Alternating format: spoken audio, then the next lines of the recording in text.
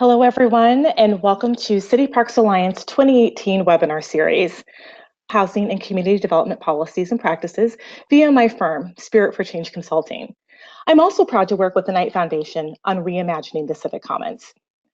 Reimagining the Civic Commons is an initiative with demonstration projects in 5 U.S. cities that seeks to revitalize and connect civic assets, parks, trails, libraries, waterfronts, and community centers to demonstrate the power of the Civic Commons. This 3-year initiative was launched in 2016, and the 4 national foundations supporting the effort are working with a network of local on-the-ground project teams made up of leaders from multiple sectors. Although the work of each team is authentic to that community, equity is at the core of the work, and each team is focused on advancing 4 key principles: civic engagement, socioeconomic mixing, environmental stewardship, and value creation. I encourage you to learn more about this effort and explore the work and early insights being shared by our teams. City Parks Alliance is committed to advance these principles as well through urban parks, and I'm delighted to serve as moderator for today's webinar, Parks and Inclusive Economic Development. On behalf of City Parks Alliance, we would like to thank Landscape Structures for their sponsorship support of the 2018 Equity Webinar Series. Today's webinar will highlight efforts by city departments and nonprofit partners to combat green gentrification using community-driven parks projects and planning. We'll hear from practitioners on the ground in Detroit, Michigan, and Lawrence, Massachusetts. These are cities that are both capitalizing on park creation opportunities given currently available open space. These are 2 cities with unique demographics, housing markets, and land use trends that are using innovative approaches using parks as inclusive economic development tools. Today's learning objectives are as follows. You will learn about community-informed partnerships for park creation in low-income communities. You will also explore examples of how low-income communities have benefited economically over time from incorporating parks into community redevelopment efforts. And finally, you will learn how to strategically prioritize upfront community-driven park and green space planning in the process of property redevelopment. No matter where your parks agency or organization is, we hope today's session will ensure that you are equipped with new tools and strategies to advocate for inclusive economic development in your community. Our first speaker is Alexa Bush, Senior City Planner with the City of Detroit's Planning and Development Department. Alexa is the Design Director of the East Region, managing neighborhood planning, community development, and landscape infrastructure projects in Council Districts 3 and 4. She is also the project lead for the Livernois-McNichols Neighborhood Framework Plan, which includes the Fitzgerald Revitalization Project and Detroit's Reimagining the Civic Commons initiative. Alexa is a licensed landscape architect, experienced project manager and designer, having worked on urban design and large-scale planning projects in cities across the U.S. Alexa earned her master's degree in landscape architecture at the University of Virginia and is currently a candidate in the graduate certificate program in real estate development at the University of Michigan. Welcome to Alexa. She'll be followed by Brad Busher, project director with Groundwork Lawrence. Brad manages community input, design, and construction of landscape and architecture and infrastructure improvements, for sites like trails and community gardens. He guides Groundwork Lawrence's role in supporting citywide low-income development practices, helping to implement Lawrence's open space and recreation plan. Brad's previously worked on commercial and institutional urban projects internationally and as the landscape designer on Boston Park projects. He holds a master in landscape architecture from the University of Massachusetts Amherst. After the presentations, we'll move to the Q&A session. We have a record-breaking crowd on today's call, and in order to make sure we can respond to everyone as questions or problems arise, here are a few tips. First, in order to ask a question, please click the text box underneath the Ask a Question toolbar on the GoToWebinar control panel. Simply type the question in the box and click Send. You may send questions throughout the presentations, but please note we'll be holding those questions till the end. Number 2, should you experience a technical problem during the presentation, please type it into that same question box and send it to us. Someone will respond. And finally, if you missed something during the talk, don't worry. Download links to the presentation, the recording, and copies of any reports or agreements referenced during today's webinar will be emailed to all registrants. Okay, we've got a lot of ground to cover, so let's get started. Alexa, the floor is yours.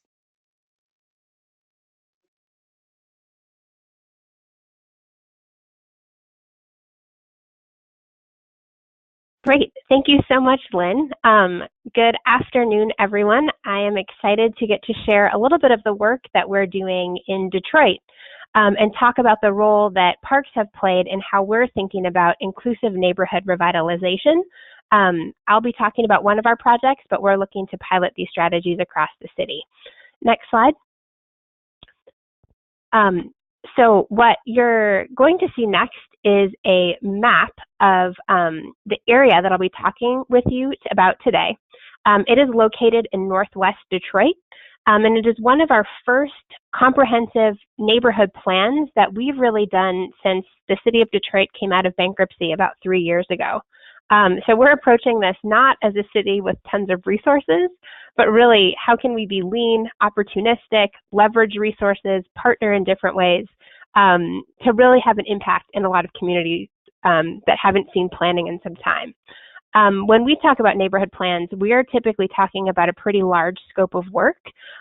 So this planning area you're seeing here is about 6.5 square miles and includes really over 12 different self-identified neighborhoods. What I'll be talking to you about today is one of the projects that has come out of this plan focusing in the Fitzgerald neighborhood, where we're really trying to reactivate publicly owned land to be more of a community asset and create models that we can use to leverage not only here, but across the city. As you can see in this map, the blue dots are those lands that are currently owned by our Detroit Land Bank Authority. So in the target area in Fitzgerald, I'll be speaking with you about today, over 40% of the residential parcels are currently owned by the land bank. Despite that level of disinvestment, we do think that this is an area where we have 2 universities adjacent to the neighborhood, a lot of areas and neighborhoods that are incredibly strong to the north. Next slide. That we are hoping to be able to leverage some of those strengths and come up with different strategies for taking on vacant land to really think about what it might mean to help bring back a neighborhood and what are the different public and civic assets we can use this vacant land to infuse in the community. So what you're seeing in this next slide is a little bit of the demographics of the community that we're working in. The green shades show you the annual median household income. In our target area in the Fitzgerald neighborhood, those incomes hover somewhere between $13,000 and $16,000 a year, so a very low income community. However, some of the strongest neighborhoods in the entire city to the northwest have incomes almost 10 times that level. So we're really trying to think about, how do we, one, maintain communities that really have this wide spectrum of incomes? How do we focus on bringing resources and some of these amenities and public services to low-income communities? But also, how do we think about better socioeconomic mixing? So how can we actually leverage the adjacency of these communities to the mutual benefit?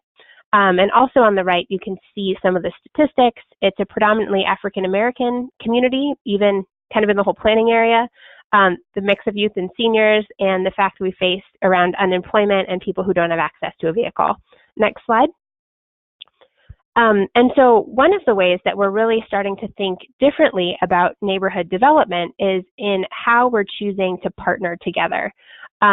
So this slide coming up will show you really the mix of different partners that we've brought to the table, where when we started this project, I tried to think about, okay, we've hit a little bit of a reset button as a city. We're now being asked to start to align geographically around these different planning areas as a way to say, how do we bring all the departments and agencies together who might touch a neighborhood? So the big lesson learned that we had here was, every department may not be able to participate in the same way. Every partner might not have the same resources. But if we really want to think about how do you help bring back and revitalize a neighborhood, we tried to set the table and offered a chair to everyone who touches a neighborhood's work. That's us in planning, that's the housing department, that's clearly the parks department. We have an outreach department called the Department of Neighborhoods. For us, that was the land bank, the university partners, and we've really tried, again, to work differently as a city and align ourselves geographically to better leverage our collective knowledge and resources. We also brought a number of non-city partners to the table, including a number of local stakeholders, nonprofits, and really tried to find people who might do things really well that our team doesn't know how to do. That might be around, homeownership resources, workforce development. We really tried to assemble a team that can tackle the breadth of issues that this neighborhood was facing. Next slide.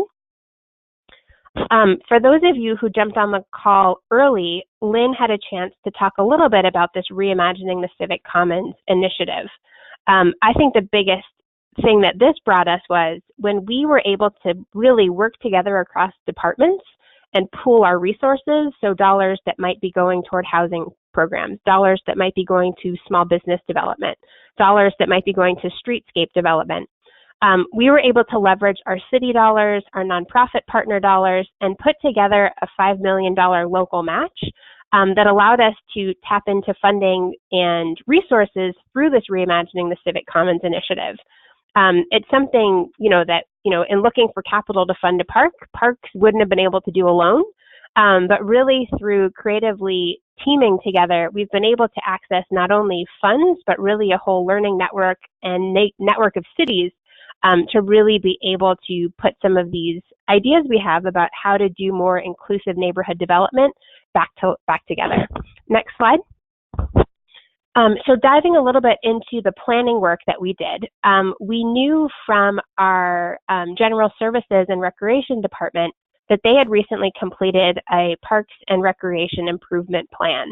Kind of serendipitously for us, they had identified this very neighborhood in Fitzgerald as a location in need of a park. So it was a great way early on to identify this synergy of we're looking for ways to reactivate vacant land, and we know there's a need within our city park system. Next slide.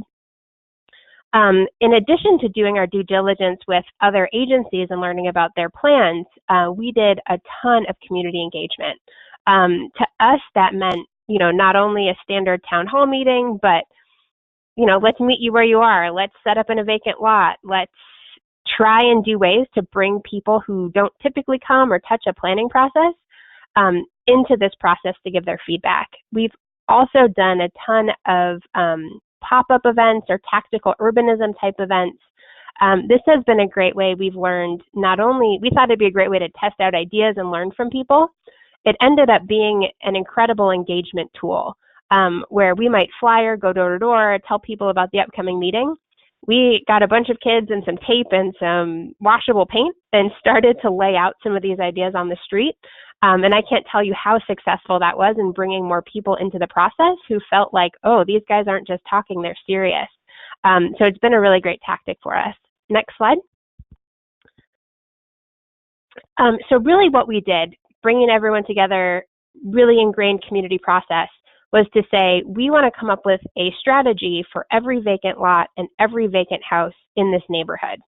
Some of those outcomes were things like public parks.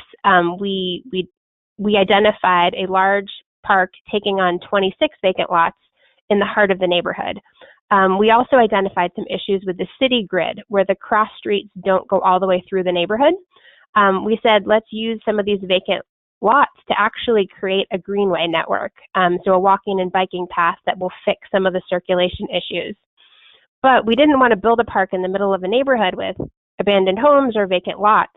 The plan took on a variety of landscape strategies to manage all of that vacancy.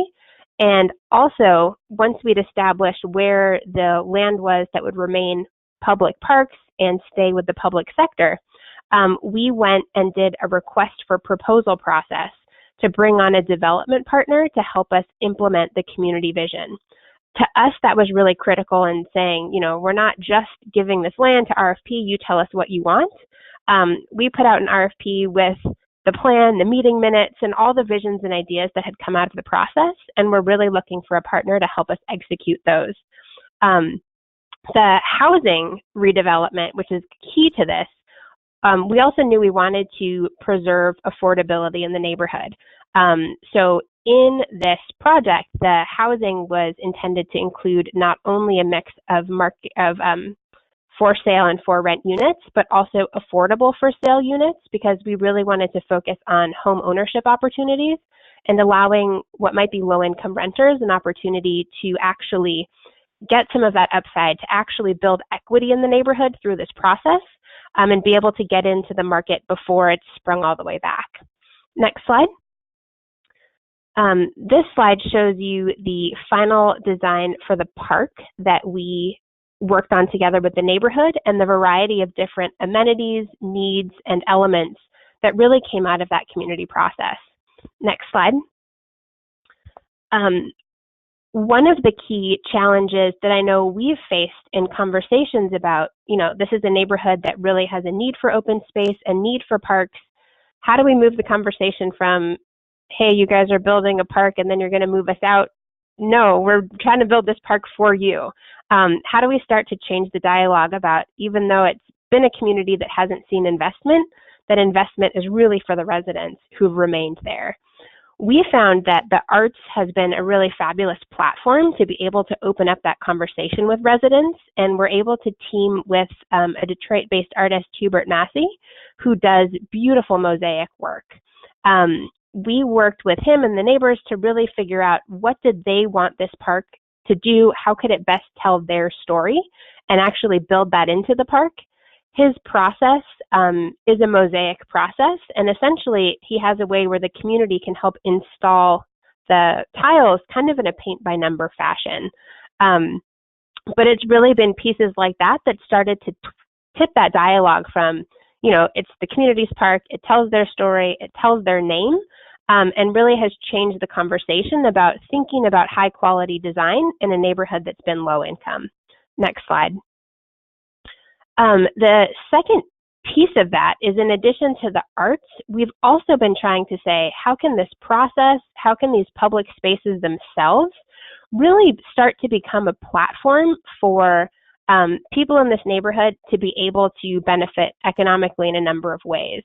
Even for the households that have stuck around, a lot of them are quite economically precarious. So we've tried to look at, how can we best plug resources into our process to help stabilize those homeowners, and again, start to look at, are there opportunities for current renters to move to homeowners? I think for us, the big piece has been, when gentrification gets talked about, it almost becomes this binary of gentrification bad, can't do anything, gotta leave the neighborhood the way it is. I think we can do a lot better than that, and that really by identifying the problems and the fears, be that displacement, be that being moved out, if you can actually start to address the bigger systems that lead to the displacement, you can then start to open up the conversation about, how do you bring back a neighborhood with strategic public space investments. So we, through that process, really identified that, local homeowners actually stood to benefit and regain some equity as this neighborhood would improve, that they might have lost in the recession. It was really for us, the renters, who we saw as the most vulnerable population. So what our team did was a lot of targeted outreach. We worked with our building and accounting departments to look at, hey, where do the homeowners' address of taxpayer match the address? We figured those are probably the owner occupants. If the address doesn't match the payer address, those are the renters, and did a ton of door-to-door outreach with them to put them in touch with home ownership opportunities. In vacant lots, we'd put up our tent, we'd ask banks to come, we'd ask utilities to come, and really use that as a platform to start to help people figure out, what's your credit score, can you get pre-approved, to help those people where their rent payment might not be all that different from a mortgage, given the current state of the market. We also had a number of workforce partners we brought on board, including the Greening of Detroit, who really focuses on returning citizens. We brought those crews on board to actually start to do some of the prep work. So while we were doing the planning, we had those crews. They hired 8 people from the neighborhood. They went out and actually started to clear the vacant lots and start to build the momentum around the plan, but it was a fabulous way to engage people who are very economically precarious into the project. Next slide. This aerial view really shows you visually how we tried to overlay all these investments. So not only are we investing in these critical public spaces in the middle of the neighborhood through the park and greenway, we're investing in the pink area into the neighborhood stabilization, not only through the rehab with the developer of some of the homes, but also through affordable housing subsidy that we're using to ensure that 20% of the units are affordable. We're also investing in the commercial corridors, so the streetscapes adjacent to the project, the retail corridor. We have a number of small business entrepreneurship funds. And really, to us, it's the layering of all these pieces that's really going to be critical to thinking about how to bring this neighborhood ahead, and also has, again, allowed us to leverage these different partnerships, the different tools that everyone has in their toolkit, and the additional resources through programs and initiatives like Reimagining the Civic Commons. Next slide.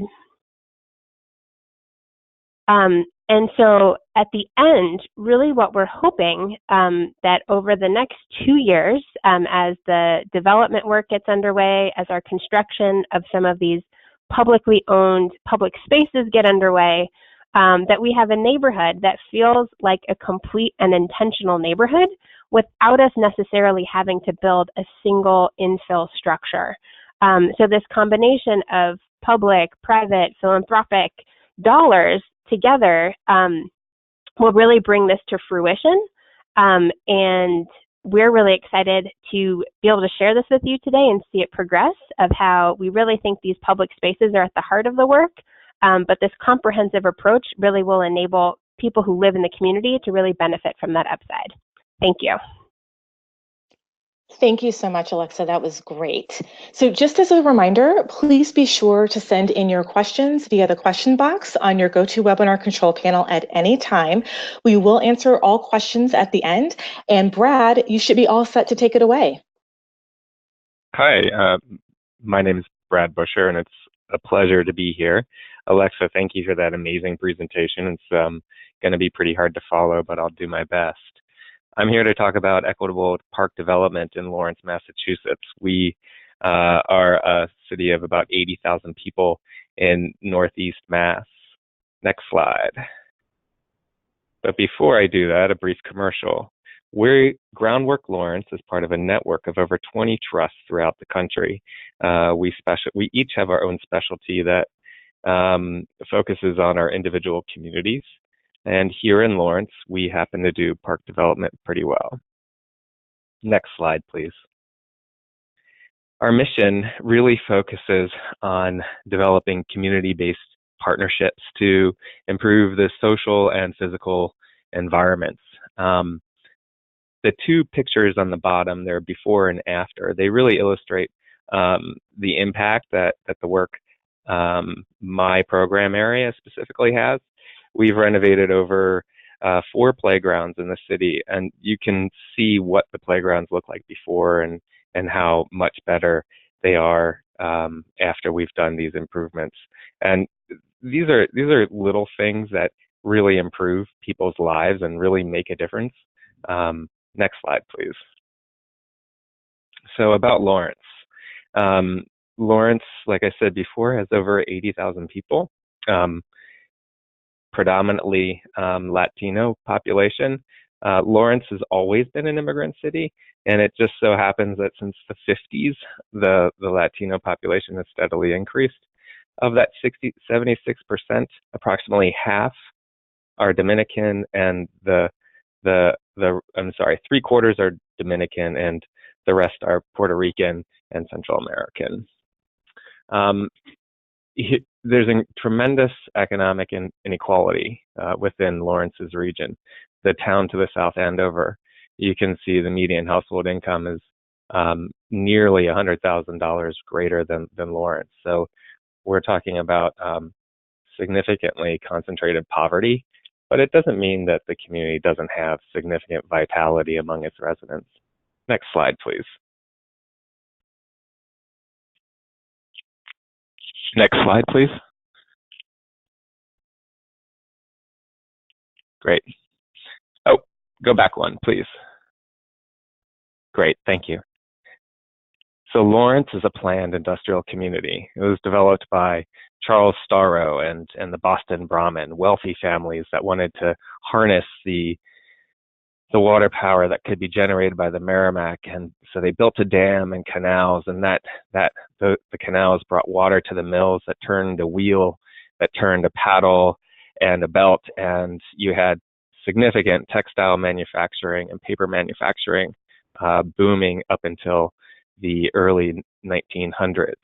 But Lawrence really is a new urbanist dream. It was a walkable community with wide sidewalks, very rationally organized, with industry along the riverfront, then commercial centers as you head further from the river, then a common with strategic and significant institutions such as churches and city hall and courthouses, and then residential areas.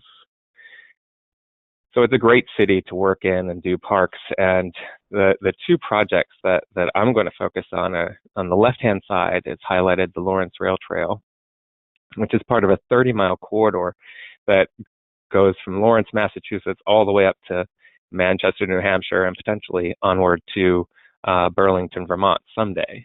And then on the lower right is the Ferris Site, which is a 5-acre urban wild. Next slide.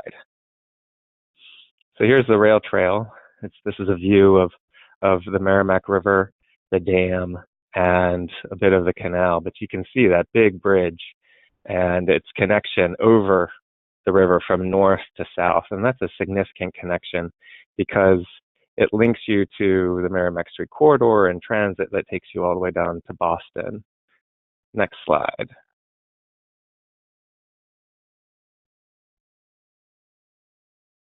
Great.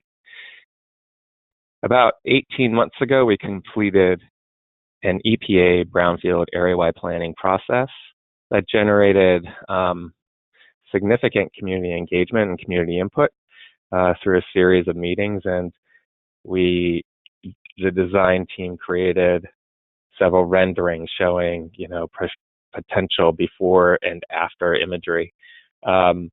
Economic development was key to this process. So the city was really focusing on how could the rail trail itself act as a catalyst site for adjacent district level development. On the upper left is Burgoyne Square Park, and this is where Los Mosquitos play. And the idea here is to really open up the views from the neighborhood, improve that field, and allow for visual as well as physical connectivity to the neighborhood. The upper right, you have the old Flame Tech steel site. So how could this really abandoned site that's largely used for storage be reimagined and repositioned? This district of the city is currently dominated by steel recycling facilities. The lower left, this is one impression of what could happen on that 600-foot long bridge over the river. But this is really what really pulls you into Lawrence if you're going to do a section of this rail trail, that beautiful view over the river. And imagine if you're a resident, you get to watch the 4th of July fireworks or hear the music that's playing over at Pemberton Park from this great bridge. Next slide, please.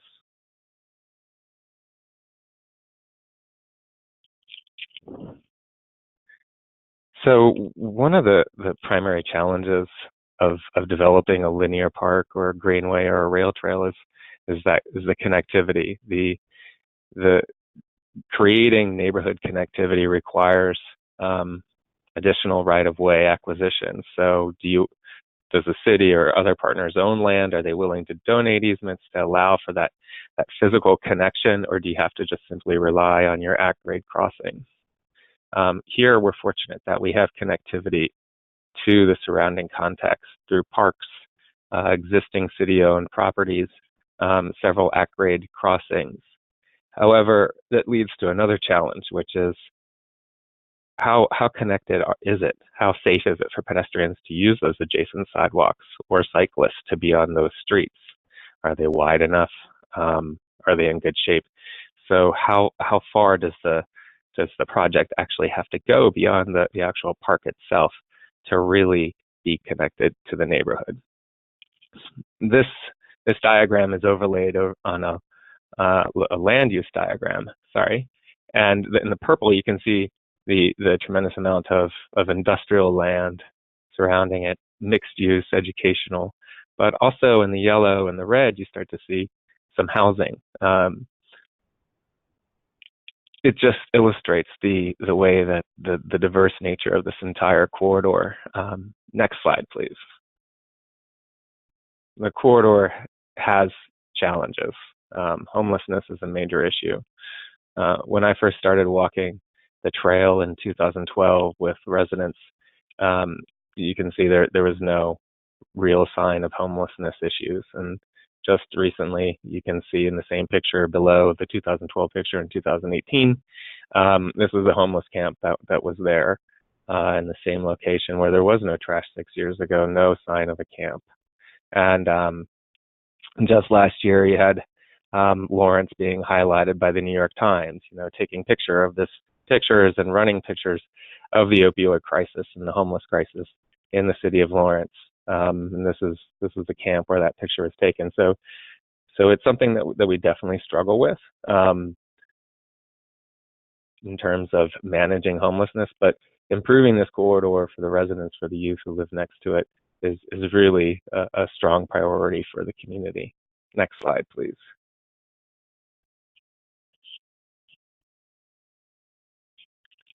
So certainly no shortage of engagement.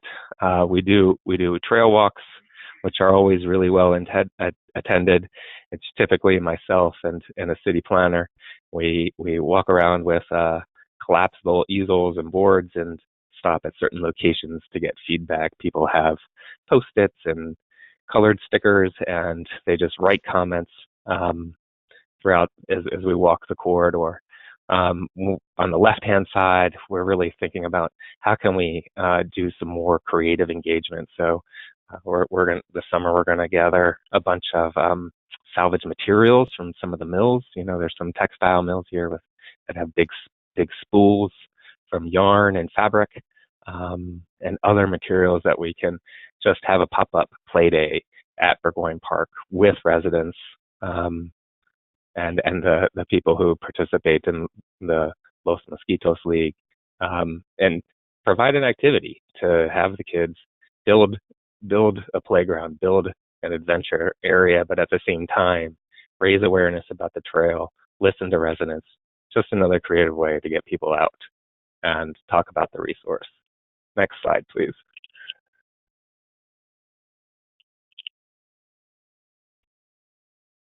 All right. So this is the first slide for the Ferris Site. And the Ferris Site is located at the confluence of 3 water bodies, the Merrimack River, the Spigot, and the North Canal. Adjacent to it is a 80,000 square foot facility that's used for manufacturing windows. And it was a former foundry that became defunct in the late 1990s. And adjacent to that window manufacturing facility is what's referred to as Union Crossing. And this is the heart of Lawrence's Mill District, the heart of the North Canal Historic District. Union Crossing is owned by Lawrence Community Works. When they redeveloped it, the first 2 floors were commercial and the upper 3 floors are affordable housing. LCW has been a great partner in making sure that the housing developed in the Mill District is for the residents of Lawrence and making that housing affordable to them. We're hopeful that they acquire the site between Union Crossing and the Ferris Site Park because it would be very meaningful to see equitable development at this location. It's such a beautiful location. Next slide, please.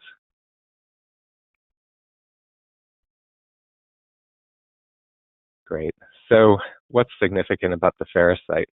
Why shouldn't you just pave it over and create parking for the Mill District? Well, it's significant for a number of reasons. There's ecology, there's historic, and even more historic.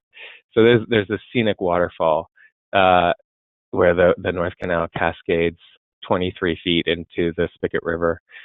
There's a really cool urban waters heritage here where the Lawrence Experiment Station was first here.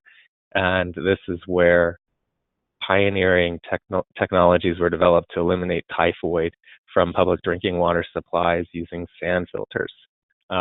There is an old lock system that brought barges up from the Merrimack River to the North Canal.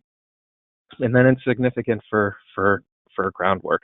We've been bringing youth to this site to explore ecology of urban areas and doing that at the confluence and the sandy beaches to look at bird life and do rapid ecological assessments. It really opens their eyes to the world around them, and they're always surprised when they walk the site thinking, this is my city? Next slide.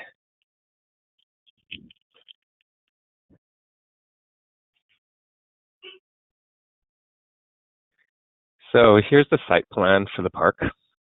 We basically had a big mound of sand castings that we needed to move off of the abutting property. So we created a hill, or what we call a mound, as well as a network of canal front and riverfront trails and a pavilion. The sections at the bottom of the page illustrate what it's like as you move north and south over the site and east and west. Just below the existing development, where the park, between the development and the riverfront, we created a big swale and ray garden that intercepts all of the water that used to flow off of this industrial site. And instead of it flowing straight into the river, it now infiltrates into the ground. Next slide.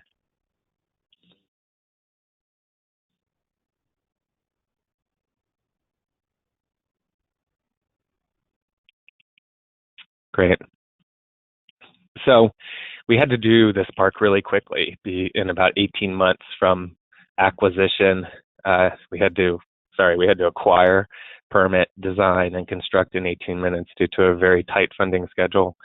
So the engagement process and vegetation clearing really happened all at the same time. Once we removed the vegetation that was on the sand castings, we brought people out for site walks. We had concepts as to what this site could be.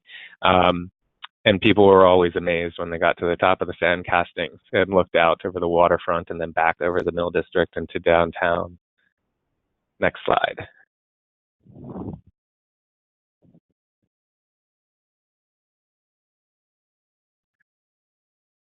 So here we are moving the sand castings. You can see Kevin on top of the mound. It was always very interesting digging because you never knew what you were going to find.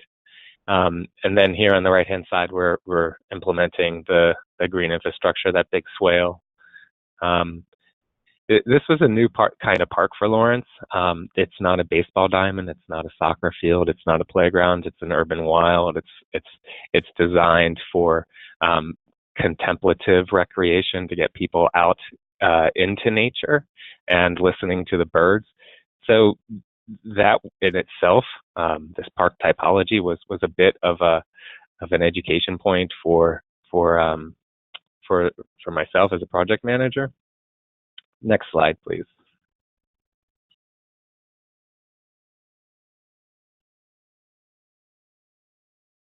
So building the park, we really tried to engage the community. And on the right-hand side, you had volunteers from New Balance. New Balance is a production and design facility in Lawrence, and a lot of their associates are actually Lawrence residents. So here you had them out at the site for the day, planting landscape plugs in the rain garden with all of the students from the Leahy Elementary School, and they were bussed in by grade. New Balance would work with the kids for 45 minutes, planting the rain garden, teaching them about the plants, about rain gardens, about infiltration. So it was a really, really cool opportunity to number one, use a local business partner as the educator, and then using the kids. And the kids were like, this is amazing. I'm going to bring my mom and dad here. And sure enough, they definitely did. I've seen them at the park repeatedly. In the background, you can see the mound taking shape, moving those sand castings around. On the left-hand side, we brought the kids over from up all over to assemble the picnic tables. Why not? They thought it was fantastic, and one kid's like, I've never built a table before. I'm going to bring my grandfather here. So they had a blast, and they still come to the site. Next slide, please. So here we are at the groundbreaking, and it was a really, really happy day. You can see a lot of the politicians in the background there with the Mayor Rivera and Secretary Beaton, as well as the young adult in the green team T-shirt from Groundwork, and my boss Heather McMahon on the left. Really just a proud day. But what's great about this is we really don't feel like we're gentrifying Lawrence with these parks. We're providing the current residents with good stuff, with good playgrounds, with space for birds and ecology, space for education. But I suppose more importantly, when you talk about gentrification within the city, there's a generational divide. I think the boomers, they don't really think about it. The Gen X, my generation, they think, yes, that's a concern, but we're talking 20, maybe 15 years down the line.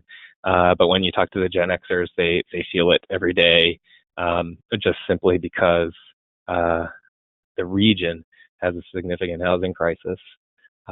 So in terms of gentrification, it's not a huge concern right now, at least from where we sit, but it certainly could be in the future.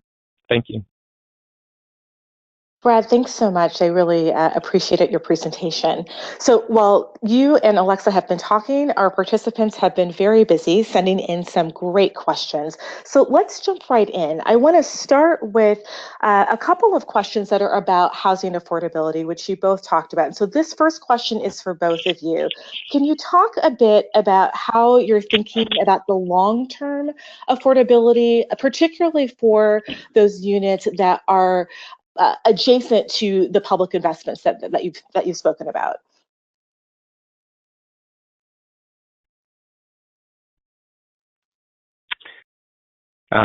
This is Brad. I'll just jump in. I think the Ferris Site is the best illustration of the strategy of a community-based organization partnering with a community development corporation to secure the land and actually redevelop it for affordable housing for residents. At least that's how we're doing it in Lawrence. That's great. Alexa? Yeah, it's a great question. I think part of what we were trying to do was from the get-go, really before the market starts to rebound, figure out if there are people who might be lower income. As the market improves, it would become harder and harder for them to take on a mortgage. Can we get people into the homeownership pipeline early so that existing residents can actually benefit from real estate recovery as it happens? Whenever we, the city in Detroit, have a policy of funding projects or offering tax abatements on projects, we're asking for developers to include 20% affordable housing units. So really hoping, our market isn't quite as strong as a lot of other big cities and metro areas, but hoping to get ahead of that and start to ensure that, hopefully we're successful as things go successfully into the future, that we have both, an increase in ownership and also some units designated affordable ahead of, the full market recovery. Thanks, Alexa. Just actually a follow-up question for you on that. For the units that you're developing and preserving, how are those being financed? And also, what is the level of affordability? Yeah, great questions. So essentially across the housing rehab, there are a number of different sources going into that piece of the project. So the developers who we've brought on board, who are community development partners, are bringing a certain amount of private capital to the table. So working with a number of local banks that will be providing financing to them, because they have a mix of, on the market side, both for sale and for rent units. You know, some of those development costs they will recoup when they sell the property, but the rental units that they'll maintain, they're financing in part through traditional bank financing. We are subsidizing, again, those affordable units, which will be affordable for sale, using home fund dollars. So we typically will tap into our various federal grant programs. And then what those thresholds are, whether they are guaranteeing affordability at 60% of area median income, 80% of area median income, they're a bit driven by some of those federal requirements. So we'll typically, you know, push for as much as we can to get and keep an affordable project. I think we also, it's a bit counterintuitive, working in a neighborhood where you already have a lot of concentrated poverty, you don't necessarily want to lock in, you know, 100% units at very, very low AMI. It's kind of not the typical economics that some of these grants were designed for.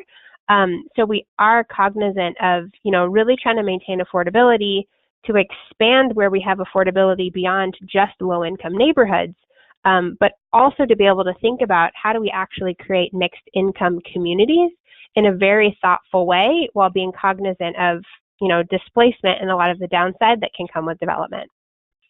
That's great. Thank you. So now I want to shift a bit and talk about community engagement, which we know is so critical and fundamental to this work. And Brad, I want to start with you, going back to the work that you did around the rail trail. Do you have any insights or lessons learned from that engagement process, particularly in reaching folks who might have been most at risk for displacement?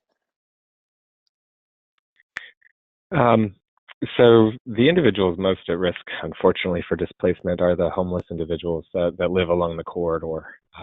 So we've worked closely with the city's homelessness initiatives coordinator, as well as the one housing shelter within the city, to really let them know about the planning process, to make sure that the services, that the case management is all in place for these individuals. It's hard because a lot of the population, they really don't want to be off the street. They have a certain lifestyle that they prefer to live. We do a lot of public meetings, a lot of door knocking, a lot of one-on-ones, a lot of kitchen table discussions, and then actually, you know, getting people out on the resource, walking the trail to maintain enthusiasm. But it is a challenge because a lot of the residents in Lawrence are, you know, they've gone to a lot of public meetings. And so that's why things like pop-up parks and being creative to engage youth and their parents through building adventure playgrounds, you know, temporary adventure playgrounds is one of the strategies we're going to implement this summer. That's great. Thank you. And Alexa, you talked about the idea of moving beyond sort of traditional community engagement, right? So getting beyond the town hall, really trying to meet people where they are. And so, you know, that may not always be in the comfort zone of folks who are leading this effort. So I wonder if you could talk a bit about what it took for you and your team to sort of get to that place, what maybe some capacity building you all needed to do to change the way that you were doing business when it came to community engagement. Absolutely. Great question. I feel a little bit lucky in Detroit because our current mayor created a department that he's called the Department of Neighborhoods. And really the focus of that work was to ensure that as a touch point, not only for people like planning, but water and sewer, public works, you have an issue. Each council district in our city has a district manager in this department who's really kind of the face of the mayor's office to help get that work done. They also help coordinate on our behalf a lot of meetings so that, Public Works isn't out there one day talking about fixing potholes, planning's out there an hour later. They help run some interference for us and really are people that have been organizers in a lot of these neighborhoods for quite some time. So I had the great luck to have a colleague, Kim Tandy, who works in the Department of Neighborhoods, who'd been in the community, had no problem kind of hitting the streets, going door knocking, having helped with campaigns. We were able to leverage also at one of our adjacent universities, the University of Detroit Mercy. Their architecture school has a community design center. So they'd been in the business for quite some time of really pushing the boundaries around engagement, especially in a city like Detroit, where we do have a lot of very low-income folks who haven't been engaged in a typical process. I think some of it could be, and what we've learned was, building that team to help spread out the work, whether you're making a flyer or someone else is already doing something in the neighborhood. Hey, could you bring my flyers? Are there ways to help spread the workload around? Because it is a pretty high touch approach we've tried. Reaching out and actually creating those partnerships between a city agency where I don't necessarily have a budget where I can buy food, with partners who may be able to tap into different resources has been a really great asset for us in starting to pilot and test out some of these strategies. That's great. And that's a perfect segue to the next topic I want to talk about, which are partnerships. You both talked about the importance of partnerships and thinking outside the box about who our stakeholders are and how to work together. And so the first question I want to ask is just about how you think about not only recruiting new partners into your network, but really working closely with those partners over time, right? Sometimes we find we're not really even speaking the same language when we get started. And so just wonder if you have any lessons learned or early insights from the partnership piece in particular. This is Brad. I'll jump in. Partnerships are at the core of everything groundwork does within the city. And I would just say we really benefit from a strong relationship with the City of Lawrence, its mayor, its Office of Planning and Development, the Lawrence Public Schools, the charter school networks, the community development organizations. Partnerships aren't easy at the local level. It requires a personal one-on-one touch. It requires group meetings, monthly lunches, but they're not local either. It requires partnership with state funders and statewide organizations, whether it's the Mass Public Health Association or Massachusetts Smart Growth Alliance, and going all the way up to the federal government. So EPA is a huge partner in Lawrence with brownfield dollars coming in for assessment and remediation. Alexa touched on some of the federal dollars, without low-income housing tax credits, as well as historic tax credits. A lot of the mill redevelopment that's been in place for affordable housing definitely would not have happened. These mills take a lot of money to redevelop, and particularly for low-income housing. Okay, Alexa, And I'd really echo that piece about finding that face time, personal time early on in the project. It is tricky to collaborate, and if you have spent time, even if you're like, all right, I'll truck over to your building and your office, wherever it is, to have that basis of partnership before, you're going to hit bumps along the way, before you're like, hey, so-and-so needs X thing by this date and I need it from you immediately, even though you have a completely different set of objectives than I do. The ability to actually leverage those personal relationships, I think, is critical to doing this work. I'd also emphasize that I don't think it is possible to over-communicate when doing it because, different agencies, different departments speak different languages, might have different priorities they're being given, whether that's meetings, in-person, phone calls, just being sure that you're probably over-communicating because it seems to never be as clear when you've got a lot of agencies and partners and non-city orgs all trying to work together. Well, thank you so much. In the interest of time, that's actually going to be our last question. So I'd really like to thank Alexa and Brad for joining us today and for being so willing to honestly share where they are in the process of moving inclusive economic development forward in their cities. If you have any additional questions, please be sure to email those to info@cityparksalliance.org. This session is part of the Equity and Funding Theme 2018 webinar series and the second of 3 webinars focused on equity. The final equity webinar in this year's series will be in September, covering methods for meaningful community engagement with parks. So more great ideas from what we heard today. The series will dive into funding in May, June, July, and November, covering budget campaigns that have successfully funded city park maintenance and operations, park funding through special districts, and finally, cross-agency partnerships in the fall. Now, today's session is unique as it was free and open to the public, but normally webinar access is a benefit of City Parks Alliance membership. As a public service, the May webinar will also be open to the public, and it will cover the Outdoor Recreation Legacy Partnership Program, an urban parks grant program. The application process has opened, and National Park Service staff will be reviewing the program and application requirements.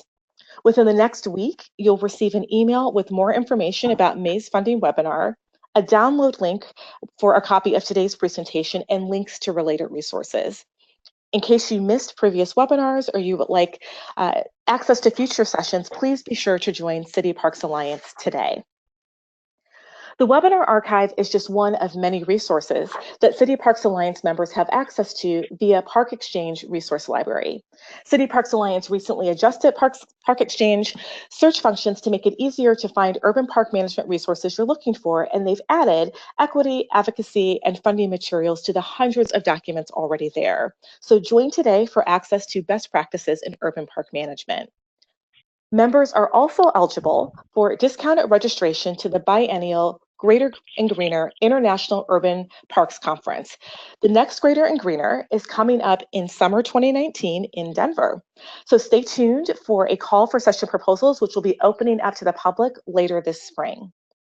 Thanks again to our 2018 Equity Webinar Series sponsor, Landscape Structures, and to you, our participants, for helping make this webinar series a success. Please take a moment to fill out the very short evaluation that will pop up after the session concludes. Thank you so much for joining us. Thanks again to Brad and Alexa, and thanks to all of you for your dedication to improving urban parks. Have a great rest of your day.